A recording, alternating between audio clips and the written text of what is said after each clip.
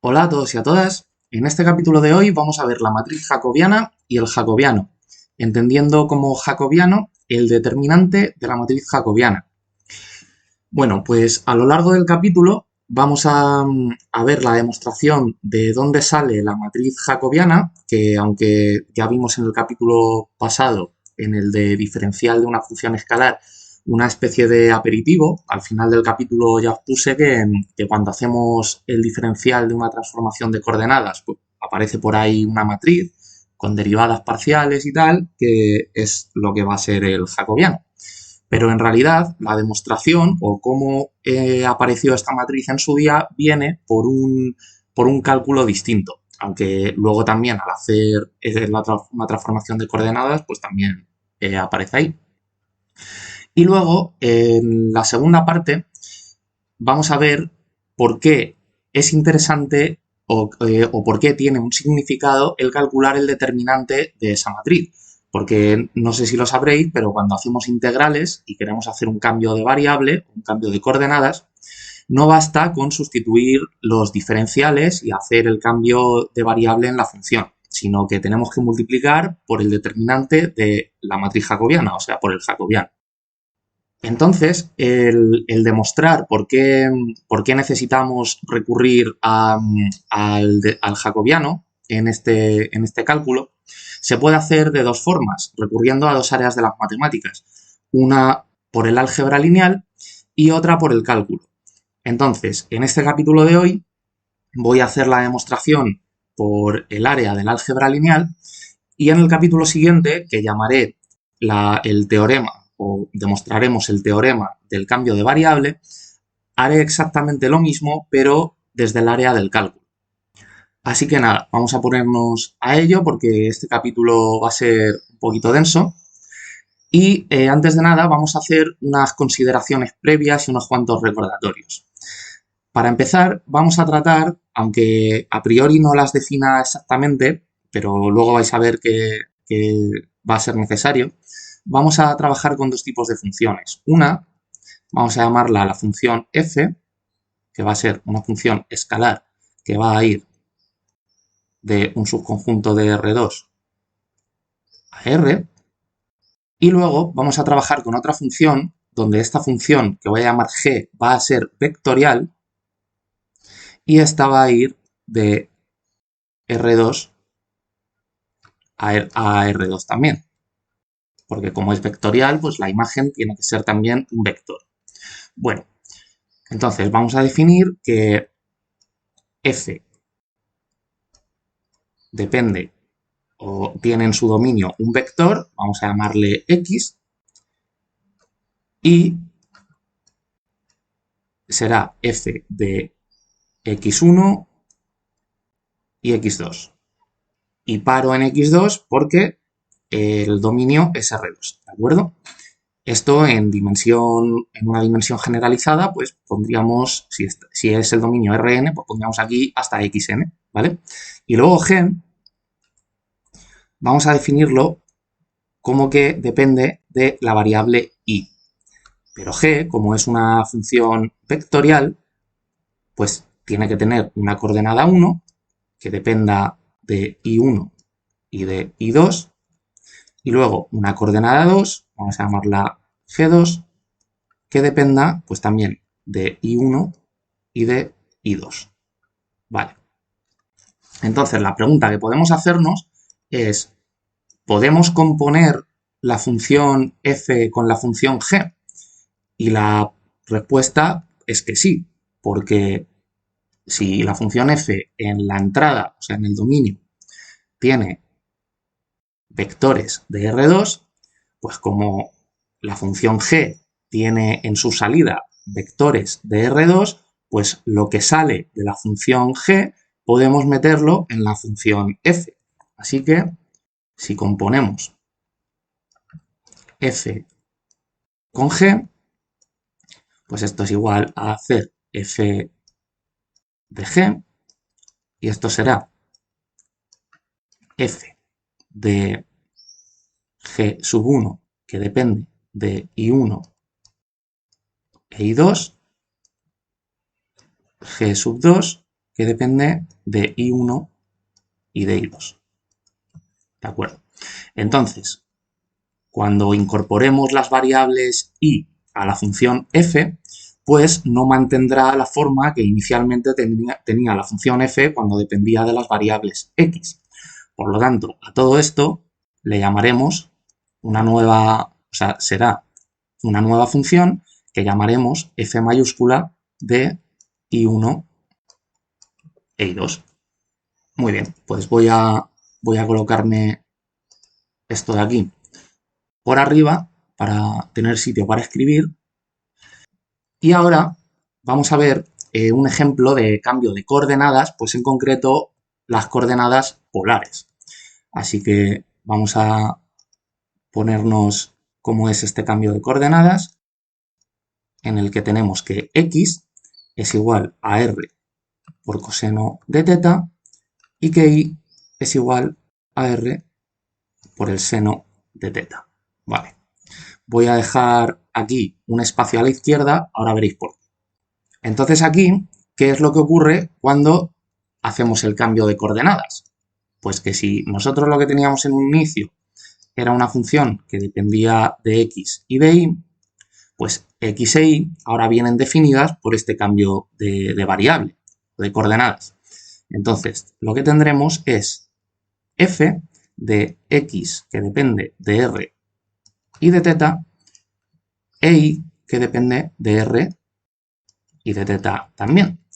Entonces, cuando sustituyamos la x y la y por las nuevas coordenadas, pues esto igual nos va a dar una función que no tiene por qué mantener la forma de la función f minúscula, pues la llamaremos f mayúscula de r y de teta. Entonces, estáis viendo, imagino que os habréis dado cuenta que cuando hacemos un cambio a coordenadas polares, este esquema pues reproduce exactamente lo que he puesto yo arriba de una composición de funciones. Pues una composición de una función escalar con una función vectorial. Lo único que a lo que yo aquí arriba he llamado G1, pues aquí es X, a lo que he llamado G2 aquí es Y, y a las coordenadas o a las variables que yo he llamado I1 e I2, pues aquí son R y teta. Por lo tanto, podemos decir con total seguridad o afirmar que si nosotros decimos que G1 es X y que G2 es Y, esto de aquí es exactamente la composición de F con G. Entonces, que quede claro que cuando hacemos un cambio de coordenadas, pues en realidad estamos haciendo una composición de funciones. Estoy contando todo este rollo, que parece muy abstracto, porque es que luego cuando leáis los libros de cálculo, pues son tan agradables los autores que directamente te ponen el rollo matemático de las funciones en abstracto y muchas veces pues no se entiende nada. O sea, muchas veces los autores escriben libros para gente que sabe y no para gente que no sabe. Así que esto es lo que quería decir con todo lo que he contado. Bueno, pues recordando lo que vimos en el capítulo pasado, vamos a calcular el diferencial de la variable x y de la variable. Lo que pasa que ahora, pues x es una función de r y de teta e y es una función de r y de teta también. Por lo tanto, al calcular los diferenciales, pues ya vimos en el capítulo pasado cómo se hacía esto, pues tendremos que tener en cuenta la dependencia de las nuevas variables. Así que si tenemos el diferencial de x, pues esto lo que será es la derivada de x respecto a la primera variable, o sea, a r, por el diferencial de r, más la derivada parcial de x respecto a la segunda variable, perdón, la segunda variable es teta, por el diferencial de teta. Y lo mismo con el diferencial de y, pues será la derivada parcial de y respecto a r de r, más la derivada parcial de y respecto a teta por d teta. Vale, pues esto podemos ponerlo en forma matricial como que de x y de y pues forman las coordenadas de un vector y aquí pues aparecerá una matriz que está formada por estas derivadas parciales de x respecto a r, de y respecto a r, de x respecto a teta y de y respecto a teta. Y todo esto multiplicado pues, por las coordenadas de un vector de r de teta. Vale. Bueno, pues esto ya os dije en el capítulo pasado que esta era la matriz jacobiana. En concreto, la vamos a llamar con la letra J mayúscula y esto, pues así a priori, nos viene a la cabeza este esquema matricial como que la matriz jacobiana pues podría ser un cambio de base o un cambio de coordenadas, según si estos de x de y o y de r y de teta pues son o las coordenadas de un vector o son vectores en sí mismos. Vale, entonces esta idea ya más adelante la desarrollaré. Por ahora vamos a quedarnos con que pues esta matriz que apareció vamos a darle este nombre. Entonces vamos ahora con la demostración de cómo aparece la matriz jacobiana en los cálculos que pues, se nos pueden ocurrir siguiendo el hilo de esta lista de reproducción. Entonces, ¿qué es lo que ocurre cuando queremos hacer el diferencial de f? Que es donde va a aparecer la matriz jacobiana en el desarrollo. Entonces, si quisiéramos calcular el diferencial de f, pues f es una función que depende de x y de y, por lo tanto, calculamos los diferenciales, como ya sabemos,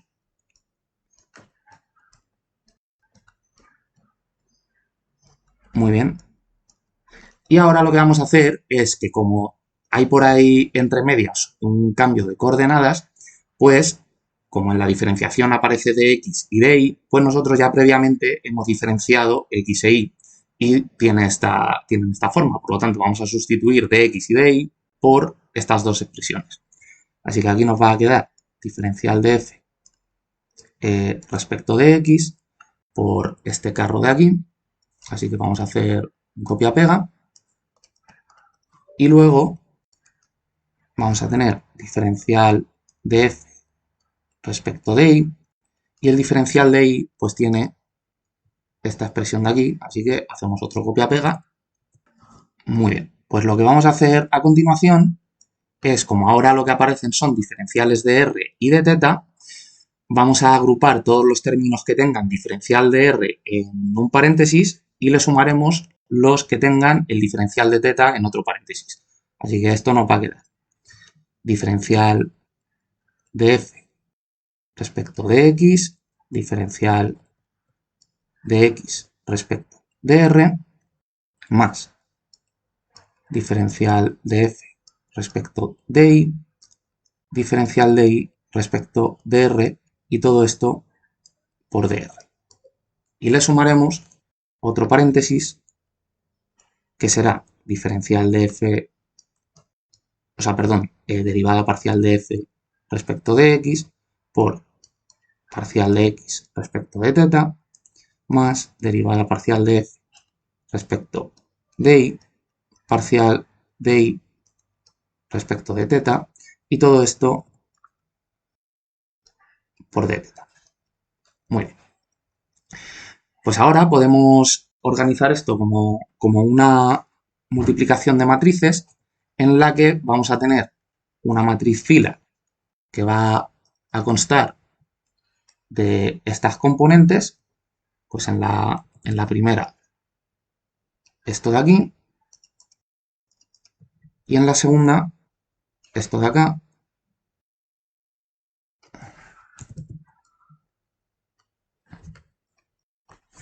multiplicado por una matriz columna que van a ser el dr y el de teta. Vale.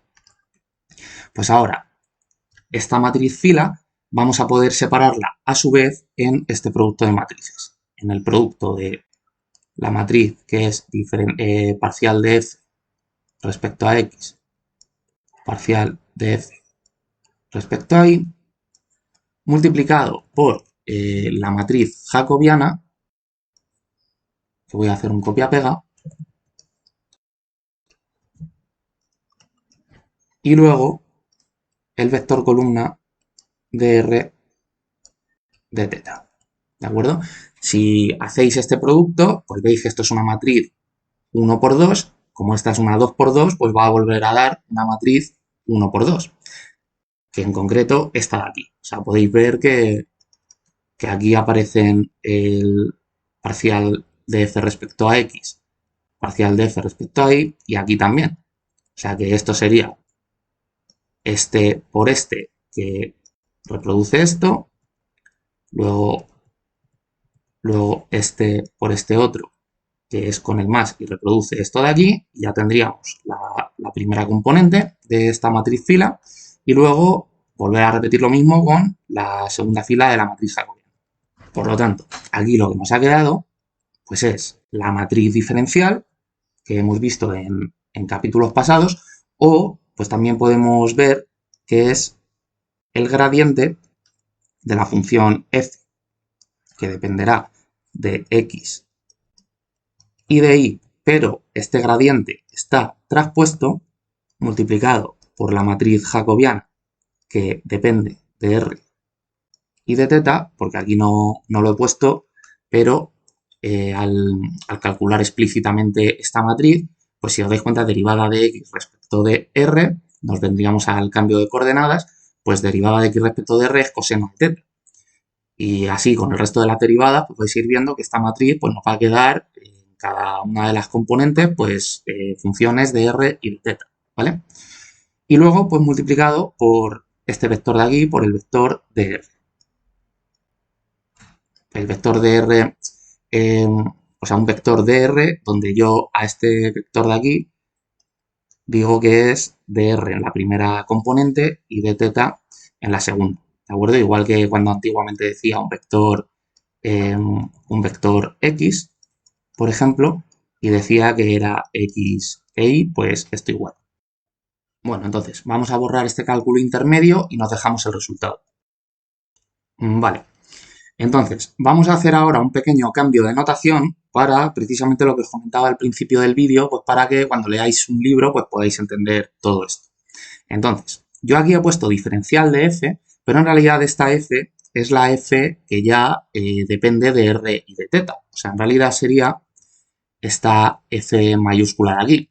Lo que pasa que, bueno, que pues como en los libros, en realidad pues podría llamarla yo también f minúscula para no liar, pero que sepáis en todo momento que esta f no tiene por qué mantener la forma de la primera ecuación, ¿de acuerdo? Sino que al hacer el cambio de variable, pues es totalmente una función distinta dependiendo de las nuevas variables. Vale. Y aquí f minúscula también, ¿de acuerdo? Entonces, en realidad, este diferencial es el diferencial de f compuesto con g. Y entonces lo que tendremos es el gradiente traspuesto de la función f, que depende de x, multiplicado por la matriz jacobiana, que depende de y multiplicado por un diferencial de vectórico. Entonces, vamos a copiar esto por aquí arriba, pero antes dejadme que haga también una cosilla, también para dejarlo como viene en los libros, porque si tenemos que esto es la matriz jacobiana de r y teta, pues nosotros en la composición de funciones a la x la hemos llamado g1 y a la y la hemos llamado g2. Y luego a la r la hemos llamado i1 y a teta la hemos llamado i2. Por lo tanto, un jacobiano generalizado, una matriz jacobiana generalizada, perdón, pues será esta, será la jacobiana que depende de las nuevas coordenadas, o de las nuevas variables, y esto será parcial de G1 respecto de I1, parcial de G2 respecto de I2, parcial de G, perdón, aquí me he equivocado, esto es parcial de G1, ahora sí, este parcial de G2 respecto a I1, parcial de G2 respecto a I2. Vale. Entonces, ahora sí, voy a dejarme esto por aquí arriba y voy a borrar estos cálculos intermedios. Vale, muy bien. He dejado por aquí lo más importante, que es que un cambio de variable puede entenderse como una composición de funciones, ¿de acuerdo? De esta forma.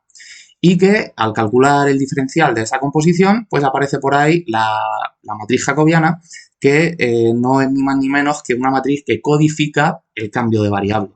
Entonces, podemos entender nosotros la composición de funciones, por si no ha quedado del todo claro al principio, como mediante los diagramas de Venn. Entonces tendríamos este dibujo de aquí, pues tenemos que de un espacio de R2 con las variables R y θ, vamos mediante la función vectorial G a otro espacio R2 con las variables X e Y, y luego de este espacio, mediante la función F, vamos a R y obtenemos la variable Z, ¿de acuerdo? O la coordenada Z, ahora donde Z es solo un número real.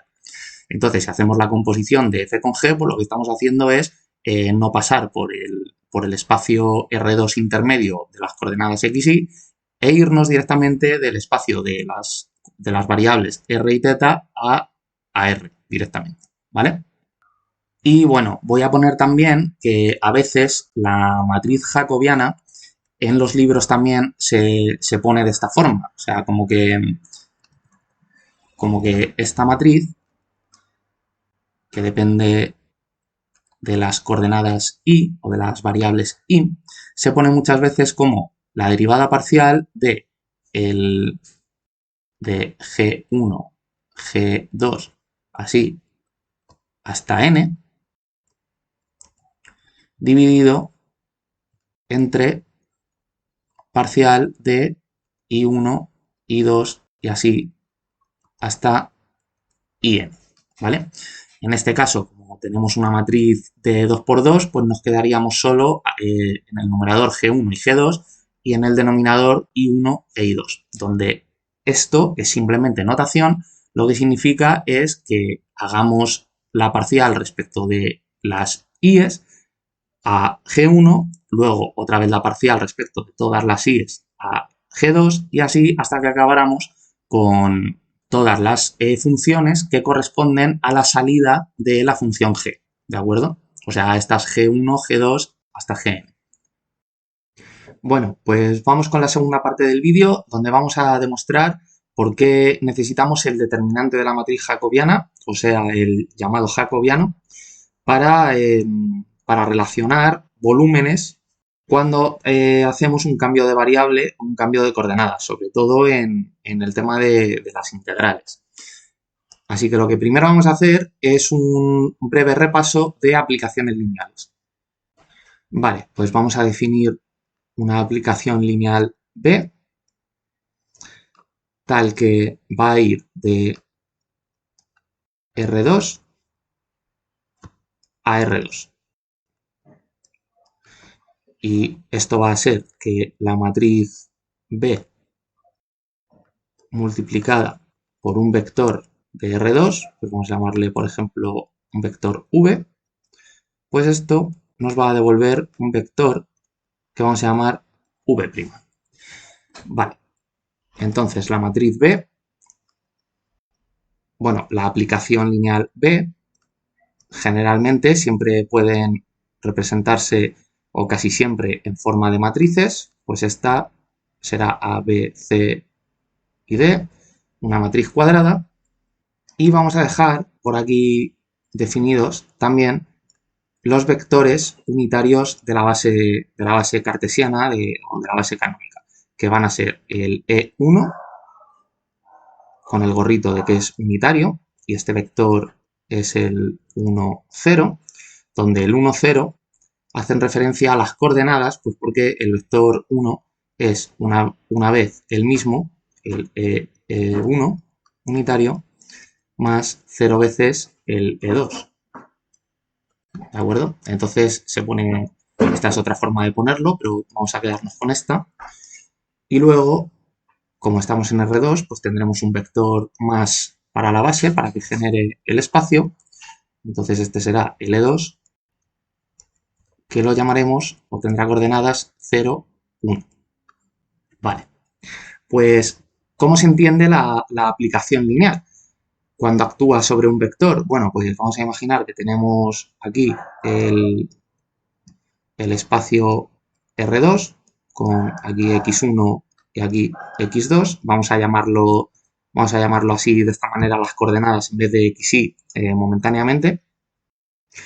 Entonces, imaginad que tenemos, como digo, un vector, pues yo qué sé, por aquí un vector V, y aquí también tenemos nuestra base de vectores unitarios, este L1 y este L2. Entonces el vector V pues vendrá descrito por esta base de aquí, pues con unas coordenadas las que sean. Lo que pasa es que cuando la matriz B actúe sobre el vector V, o sea, cuando tengamos B actuando en V, pues esto nos devolverá un vector V' y B sobre V será esta matriz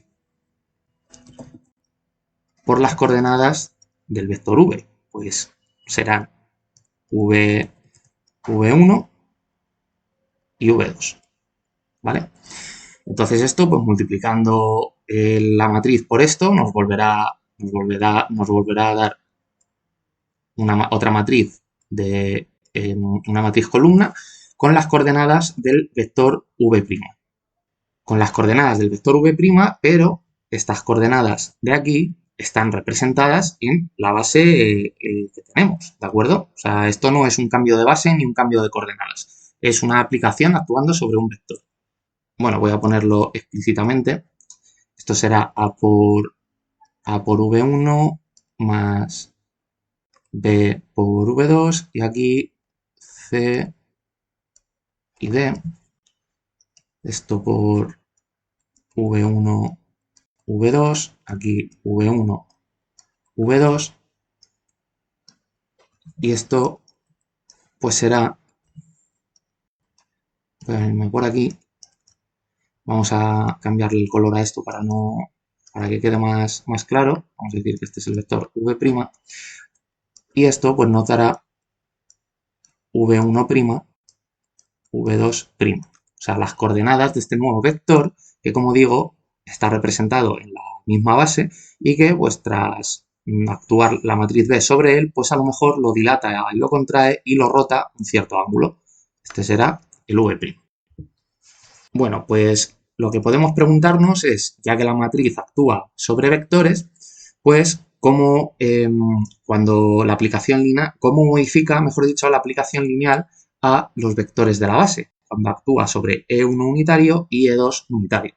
Entonces vamos a verlo. He borrado para tener sitio. Entonces, cuando actúe sobre los vectores unitarios, pues nos va a devolver un vector E1' y un vector E2'. Entonces, esto será la matriz por aquí y por aquí, actuando sobre las coordenadas de los vectores unitarios, sobre el 1, 0 y el 0, 1. Y esto nos va a devolver, pues en el primer caso, un vector con coordenadas A, C, y en el otro B, D. Vale. ¿Esto qué quiere decir? Pues que el vector 1' tendrá como coordenadas A y B, y el vector E2' tendrá como coordenadas, B no, C, y el vector E2', B y D, en la base E1 unitario y E2 unitario, y aquí abajo también E1 unitario, E2 unitario. Por lo tanto, si ponemos esto en forma matricial, lo que tendremos es que cuando actúa la aplicación sobre una base de vectores, que son los de la base unitaria, pues resulta que tenemos aquí la matriz, aquí los vectores de la antigua base, L1 unitario y L2 unitario, y aquí pues tendremos que tener ACBD, o sea, ACBD, de forma que cuando la matriz actúa de golpe sobre una base de vectores en vez de sobre las coordenadas de un vector, la matriz que actúa es B traspuesta. Vale, todo esto, como digo, es recordatorio, y otra cosa que podemos notar es que en la aplicación que actúa sobre las coordenadas, pues visto de esta forma, que las coordenadas del vector E1 unitario se transforma en el E1' que tiene como coordenadas A y C, pues daos cuenta que en la matriz de la aplicación, la primera columna son las coordenadas del vector E1' y la segunda columna son las coordenadas del vector E2'. Vale, he dejado esto un poco apretujado para que me cupiera todo.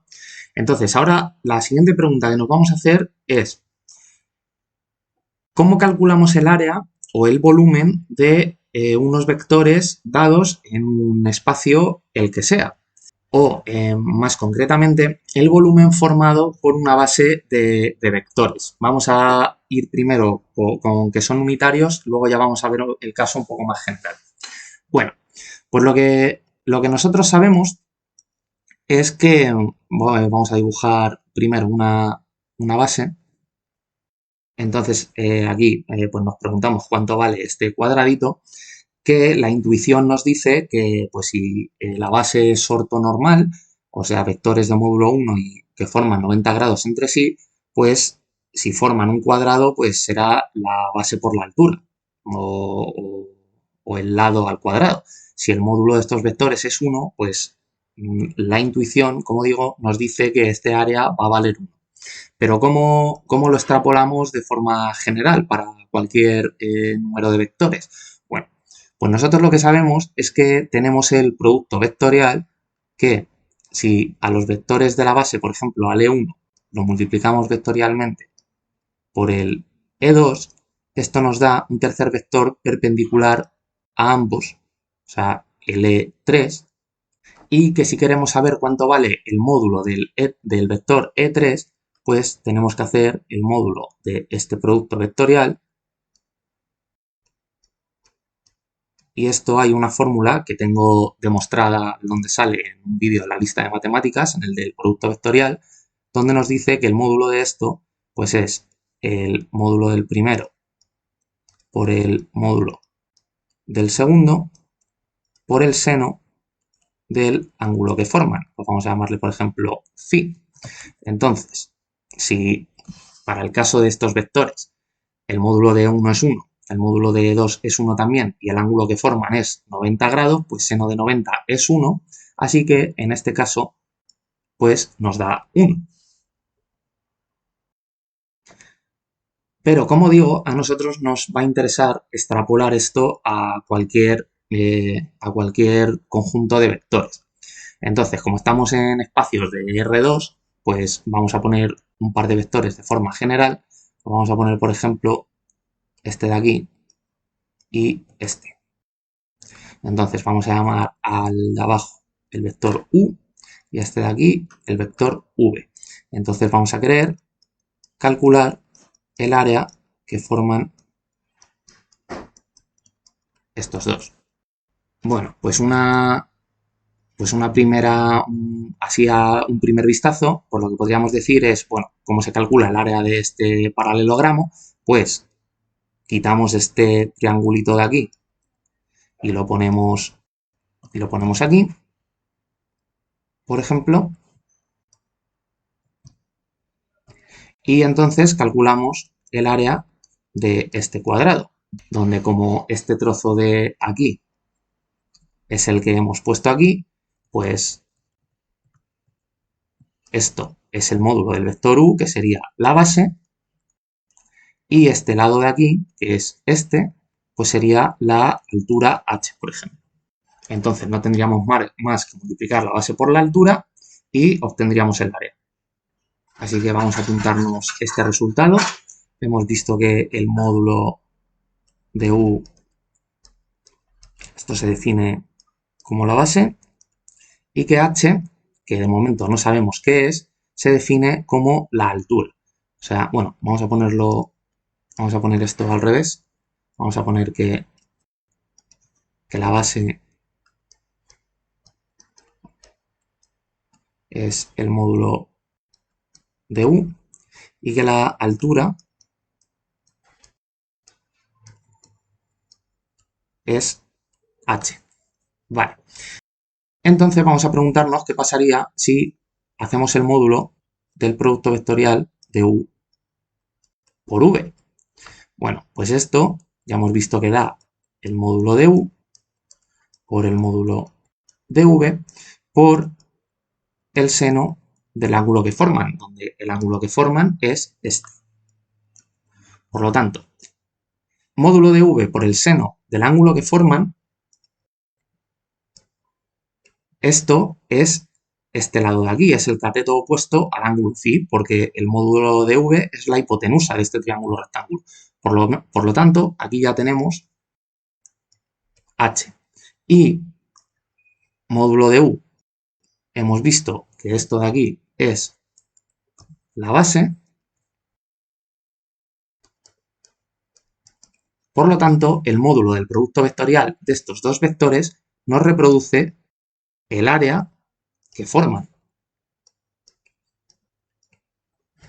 Vale, pues otra pregunta es, ¿qué hubiera pasado si nosotros hubiéramos calculado primero el producto vectorial y luego hubiéramos calculado el módulo del vector resultante? Bueno, pues vamos a verlo. O sea, si tenemos el producto vectorial de u por v, pues esto nosotros sabemos que aquí tenemos que poner E1 unitario, E2 unitario y E3 unitario, ¿de acuerdo? Los vectores de la base. Lo que estamos en un espacio de dos dimensiones, que la base es E1 y E2 unitario, pero como esta es la base canónica, pues el tercer vector perpendicular, aquí ya hemos visto que es E3, ¿de acuerdo? Por lo tanto, lo ponemos aquí. Y luego pondríamos en fila las coordenadas del vector u y del vector v, o sea, u1, u2, y en la coordenada 3 no tiene coordenada, pues porque está en el plano. Lo mismo con el vector v, v1, v2 y 0. Vale. Voy a borrar esto de aquí para que se vea mejor. Entonces, esto lo que nos da, pues como aquí tenemos una fila con casi todos ceros, pues podríamos hacer el método de calcular el determinante por menores, pues cogemos el vector E3, tachamos fila, tachamos columna y calculamos este determinante de aquí. Pues ese determinante nos va a dar U1 por V2 menos U2 por V1. Y todo esto multiplicado por el vector E3. Entonces, si nosotros a esto le hacemos el módulo, pues aquí pondremos una doble barra en el determinante y aquí pues tendríamos que poner el valor absoluto de la coordenada, porque podría ser que esta diferencia diera negativo. Entonces, como el módulo de un vector es siempre positivo, pues ponemos aquí el módulo de esto multiplicado por el módulo del vector E3. Pero el módulo del vector E3 es 1, por cómo está definido el producto vectorial, que aquí lo hemos visto. Entonces, ¿esto a qué es igual? Pues si os dais cuenta, esto es exactamente hacer el determinante de U1, U2 V1, V2. Hubiera dado igual poner las coordenadas del vector U en filas, o bueno, las dos coordenadas de los dos vectores en filas en vez de por columnas, pero el ponerlo en columnas me va a venir muy bien para luego lo que vamos a hacer. Y de hecho es como se trabaja en álgebra. Vale.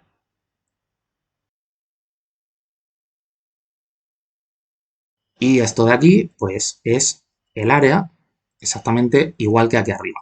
Pero este resultado es muy interesante, porque lo que nos está diciendo es que para calcular el área que forman dos vectores cualesquiera, lo que tenemos que hacer es el determinante de poner en la primera columna las coordenadas de uno de los vectores y en la otra columna las coordenadas del otro vector.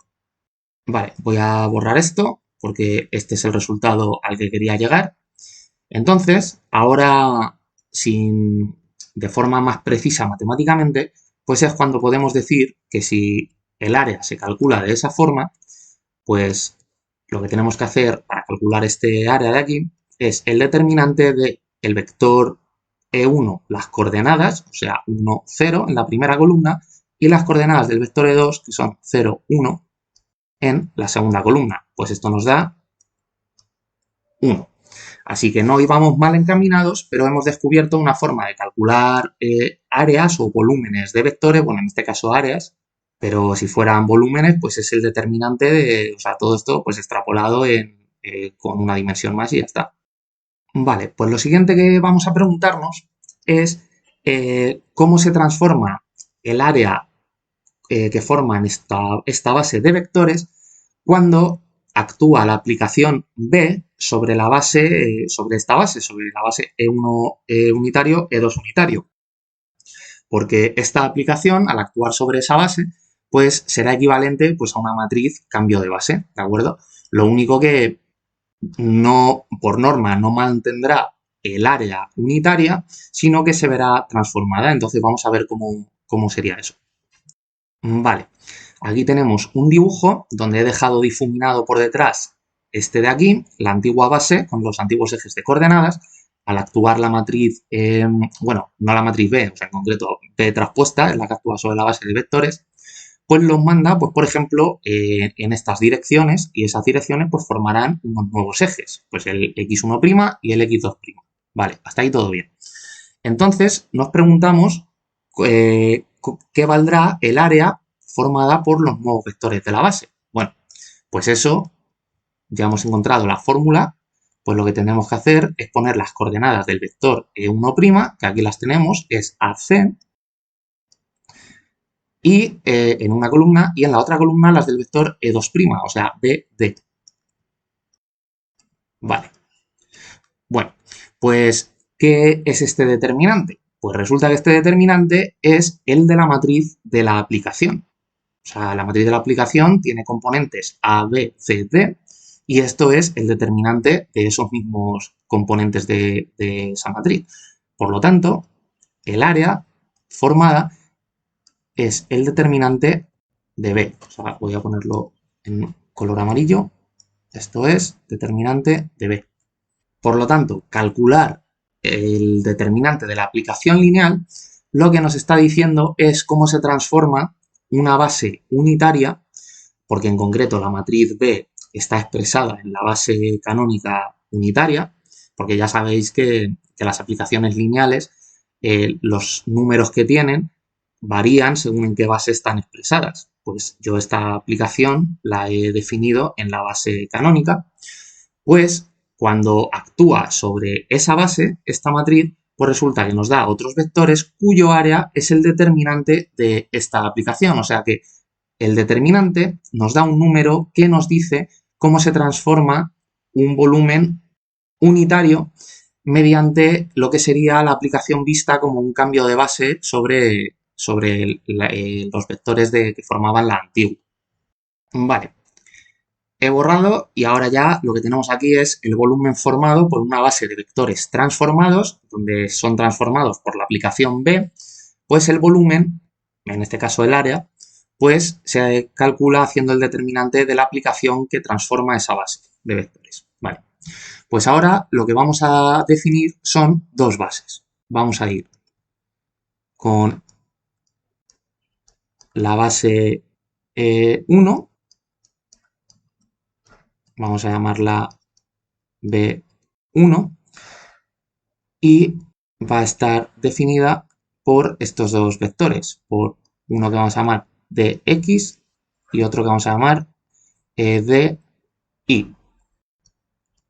Ahora voy a hacer un cambio de notación, ¿vale? Ya no tan algebraica, en vez de x1, x2 voy a usar la x y la y.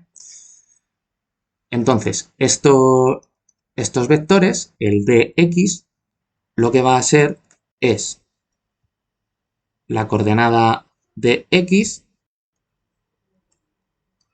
en la primera y en la segunda 0. O sea, esto es igual que decir dx por x unitario más 0 por 0 por y unitario. Y di como vector igual. O sea, va a ser 0 aquí, di, y esto significa 0 ex más di ei. O sea que esta base es la canónica, lo único que los vectores, en vez de ser unitarios, pues tienen módulo de x1 y de y otro. Pues vamos a definir ahora otra base. Vamos a decir que tenemos la base 2. Ya queda poco para que veamos un resultado. Entonces la base 2 pues va a ser B2 formado por el conjunto de R de teta. Vale. Donde dr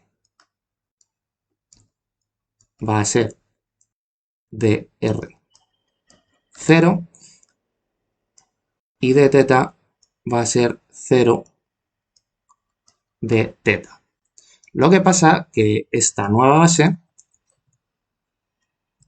pues no va a tener los vectores unitarios ex y y, sino que tendrá, pues, como es una base que no es unitaria, pues dividiremos entre su módulo y nos dará un vector. Pues a esos vectores les vamos a llamar, pues este en concreto en la primera coordenada tendrá dr multiplicado por un vector unitario que vamos a llamar er, más 0 veces otro vector unitario que vamos a llamar teta, y este, pues al contrario, este tendrá 0 veces LR más d teta por e teta. Vale. Ahora no os comáis la cabeza con que al hacer un cambio a coordenadas polares no necesitemos el vector e teta para describir un vector. Pensad que simplemente r y teta son dos nombres, de hecho aquí se me olvidó poner el vector, son dos nombres que yo les he puesto a esta base y he usado r y teta para que nos suene familiar, para no ser tan abstracto de usar primas y números, ¿vale? Bueno, pues ahora vamos a ver qué ocurre si nosotros quisiéramos calcular los volúmenes o áreas que forman estas bases de vectores. Entonces vamos a denotar eso como un operador abstracto que vamos a llamar V de volumen, con un gorrito aquí arriba para simbolizar que es un operador, y cuando este operador actúa sobre una base de vectores, pues nos devuelve el área que forman entre los dos. Pues bueno, esto ya sabemos que para calcular el área de una base de vectores, pues lo que tenemos que hacer es poner las coordenadas del primero, o sea, de x y 0, y las coordenadas del segundo puestas por columnas, o sea, 0 de y esto nos queda de x de y. Entonces, para calcular un área en esta base, en la base 1, pues simplemente habrá que multiplicar, o sea, siendo la base esta, pues habrá que multiplicar dx por dy. ¿Qué ocurre si hacemos lo mismo en esta otra base? Pues igual, como la hemos definido la base ER, Eθ como unitaria, pues aplicar el operador volumen a esta base pues nos va a dar el mismo determinante con las coordenadas de los vectores pues puestas en columnas de R0, 0, de teta. Y esto nos va a dar de R de teta. Pero ahora yo os digo que la relación entre estas dos bases va a venir dada por la matriz del jacobiano, como vimos al principio del vídeo cuando lo aplicamos sobre las coordenadas polares, cuando calculamos los diferenciales, y nos aparecía el jacobiano ahí pues como una especie de matriz de cambio de base o coordenadas que no sabíamos. Bueno, pues vamos a decir ahora que estos diferenciales, en vez de ser, o sea, los que vimos al principio del vídeo, que en vez de ser coordenadas, pues son vectores de una base y que la matriz del jacobiano pues es la matriz que cambia entre esas dos. Entonces vamos a tener que los vectores de x y de y como una base se obtienen de aplicar el jacobiano, o sea, de x de r, de x de teta, de y de r, de y de teta, sobre la base de r de teta.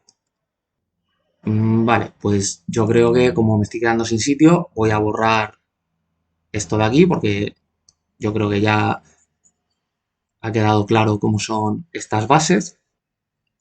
Vale, entonces nos traemos esto por aquí y nos vamos a preguntar qué ocurre si a esta forma de expresar este cambio de base le aplicamos el operador volumen.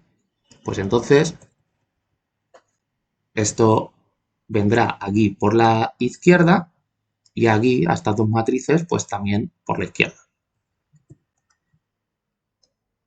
Vale, entonces vamos a hacer un dibujo para que quede claro de qué es lo que estamos haciendo aquí. Entonces, como aquí lo que tenemos es que los vectores de r de teta se transforman en los de x de y, pues vamos a imaginar, como os he dicho, esto pues les he puesto estos nombres para que nos resulten familiares, pero no tienen por qué ser, la base polar. Entonces vamos a imaginar que, pues, por ejemplo, esa base tiene unos vectores, pues por ejemplo, a ver, que tienen que ser unitarios, por ejemplo, este de aquí y donde este es ER unitario y este es E teta unitario, pero va multiplicado por una coordenada cada uno, pues por ejemplo, este es el vector total de teta y este de aquí es el vector total de R. Vale. Entonces esta base pues va a formar un volumen, el que sea, dado por este paralelogramo. Muy bien. Vamos a marcar el área. Vale. Y esto, al aplicar el jacobiano a esta base de vectores, pues esto nos va a transformar en los vectores, pues, por ejemplo, vamos a decir que vienen por aquí, este y este. Bueno, espera, un poquito más por aquí. Este y este. Vale. Entonces, vamos a decir que este es el LX unitario y este LY unitario. Pero esta base se ha transformado y no es unitaria, sino que se ha transformado en dx de aquí,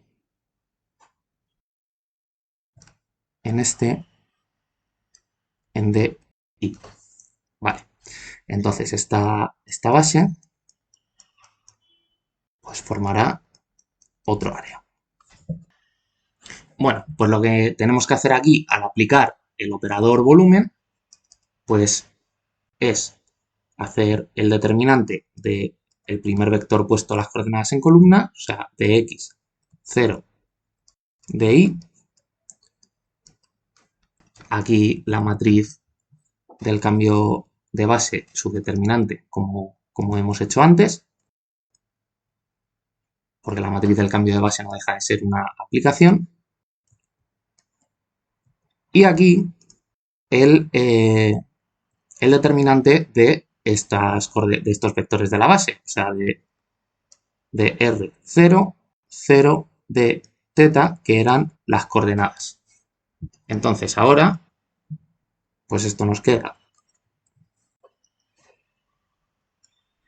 de x de y igual al determinante de la matriz jacobiana, que en este caso pues dependerá de R y de teta, por dr de teta. Muy bien, entonces hemos obtenido esta expresión donde aparece el determinante del jacobiano y ahora va a ser, a ver, voy a dejar esto un poquito por arriba, voy a dejar claro que aquí que de este área pasamos de este área, vale, pasamos del área rosa al área naranja con la matriz J o la base, vale. Entonces, ¿esto qué quiere decir? Bueno, esto quiere decir que cuando nos vamos a la base EX, EY, el cambio de base, pues obviamente expresado en la antigua base, en la E teta ER, pues estos nuevos vectores tendrán sus coordenadas que no serán estas, o sea, que no serán dx0 y 0 de y para el vector, para ambos, sino que vendrán expresadas en la antigua. Pero esto es algo que siempre es así, que todos los vectores expresados en su propia base, pues solo tienen una coordenada. O sea, si yo tuviera una base, esto tiene que ser así para que para que sean linealmente independientes. Si yo me inventara un vector E1', por ejemplo, en un espacio de R3, pues este vector siempre es una vez el mismo y 0 veces los demás. ¿De acuerdo? Otra cosa es que este vector expresado en la base canónica, por ejemplo, en la E1 unitaria, E2 unitaria, E3 unitaria, pues tuviera 2, 4, 1 de coordenadas, ¿de acuerdo?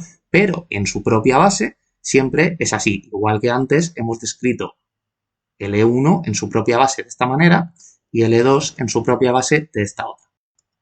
Por lo tanto, trocitos de área como esta naranja de aquí, que al estar multiplicados por coordenadas diferenciales, pues será un área diferencial. Esta será dA naranja y esta de aquí será dA rosa. Pues cada uno en su base, en la azul y en la amarilla, medirá trocitos de área de esta forma, calculando pues una este determinante y otra este. Lo que ocurre es que aquí no estamos midiendo un trocito de área cualquiera, sino que estamos midiendo cómo cambia el trocito de área de una base, en qué área se convierte al aplicarle una matriz, en este caso el jacobiano, interpretada como un cambio de base, ¿vale? Entonces es ahí donde, por eso he contado todo el rollo de las aplicaciones lineales, esta matriz, el determinante del jacobiano, lo que se interpreta es cómo cambia el volumen unitario este de aquí. O sea, la matriz, el determinante del jacobiano, nos dice el factor de conversión de este área amarilla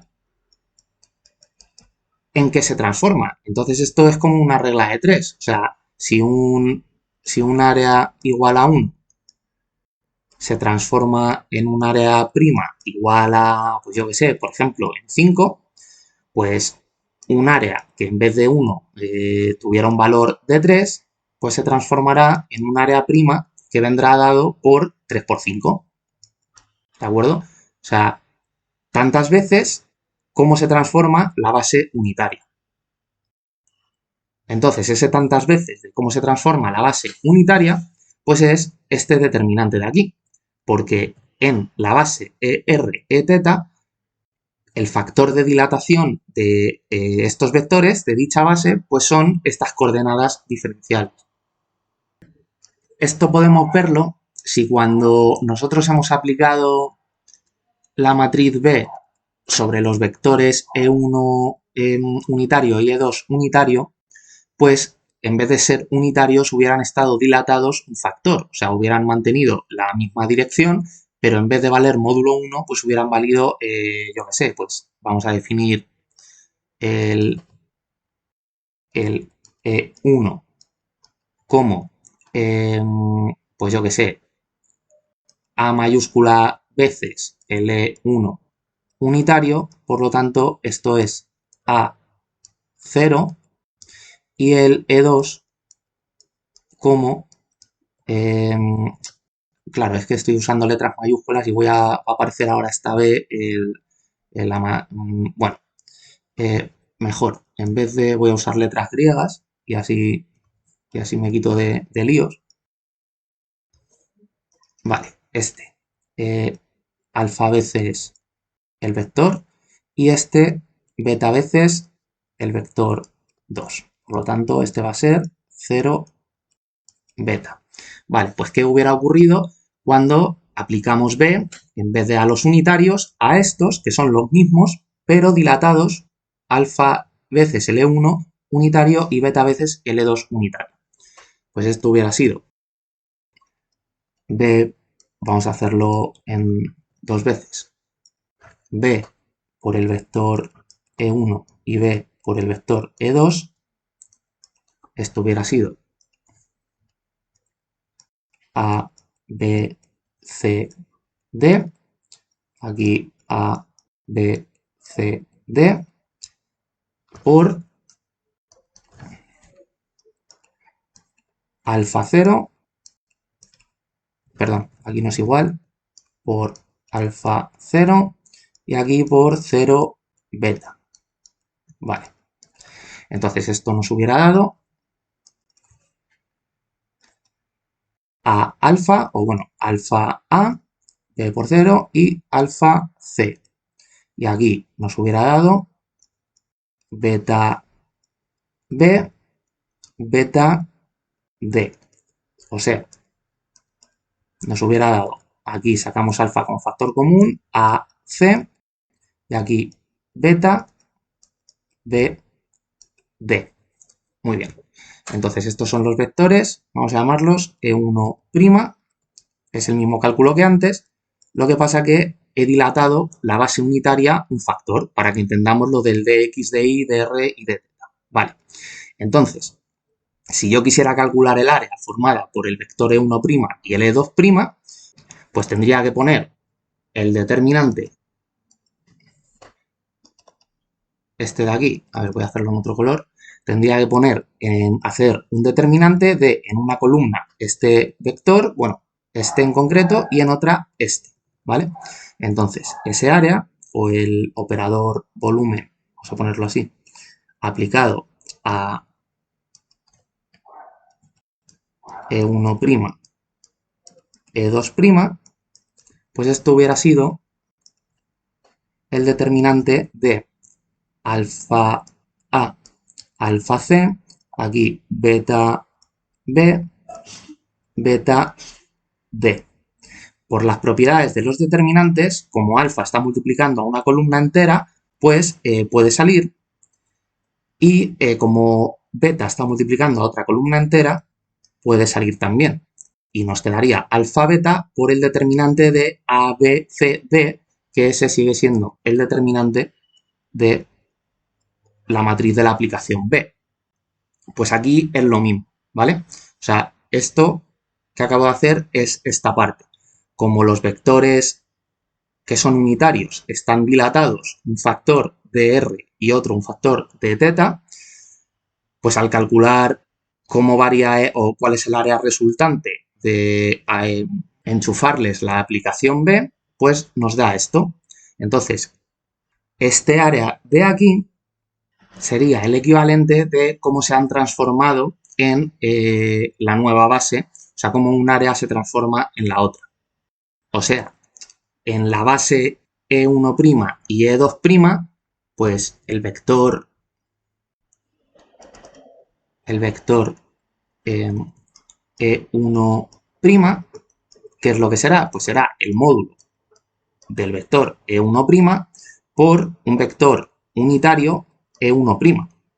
O sea, esto no es más que decir que el vector al haberse transformado, pues no será unitario, pero da igual, pues nosotros calculamos su módulo y entonces en su base esto está expresado como el módulo de E1', 0.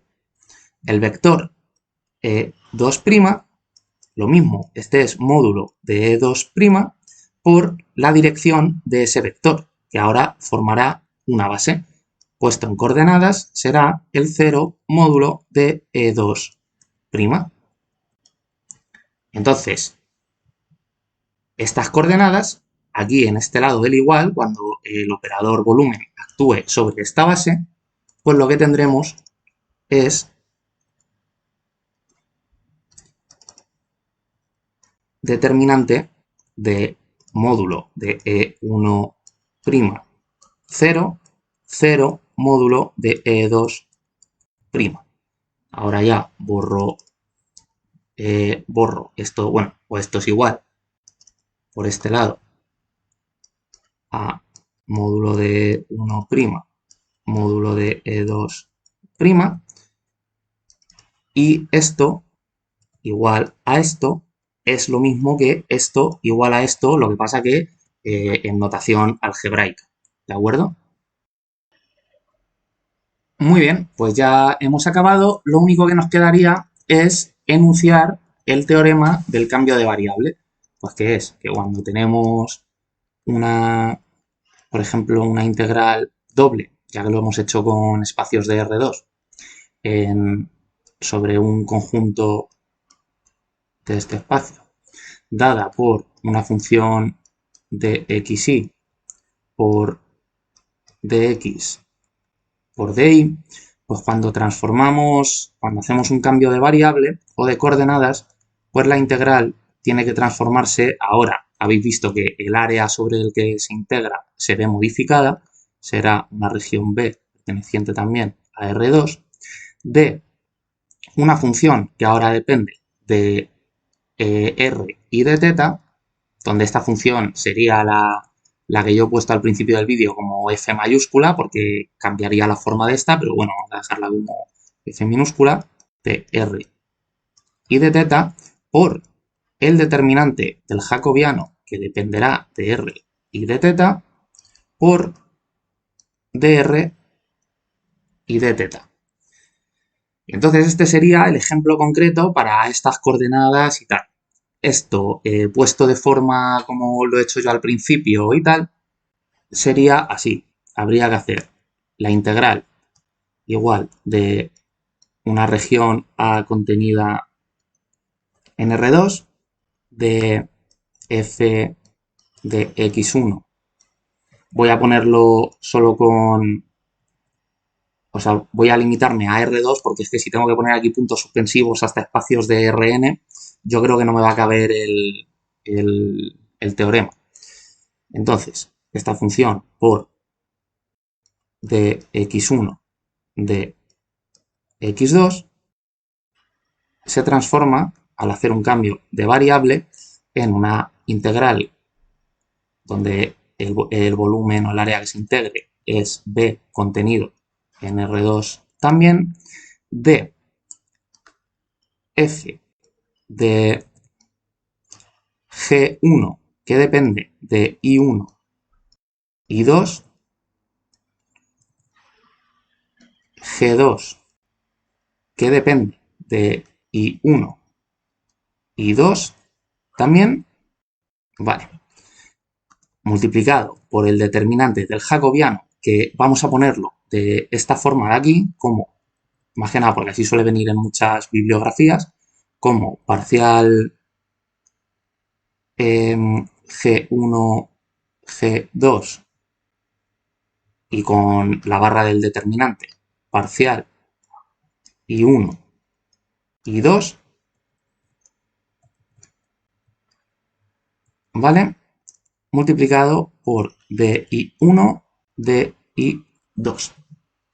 Muy bien, pues este sería el teorema del cambio de variable, que es exactamente lo mismo que yo os acabo de contar y de ver por qué el determinante de la matriz jacobiana, o sea, el jacobiano, tiene la importancia que tiene, y de dónde sale esta fórmula que cuando se ve en los libros, pues no sé si os pasa a vosotros, pero yo cuando lo vi en su día no entendía absolutamente nada, ¿vale? Entonces, bueno, pues aquí está la demostración desde la visión algebraica. En el capítulo que viene, que lo llamaré teorema del cambio de variable, haré la demostración desde el área del cálculo multivariable y llegaremos exactamente a lo mismo, pero desde otro punto de vista. O sea, no tanto como matrices de aplicaciones que cambian de base, sino como ya lo veréis. Así que nada, espero que os haya gustado este capítulo, que ha sido bastante largo, pero creo yo que ha merecido la pena. Y nos vemos en el siguiente.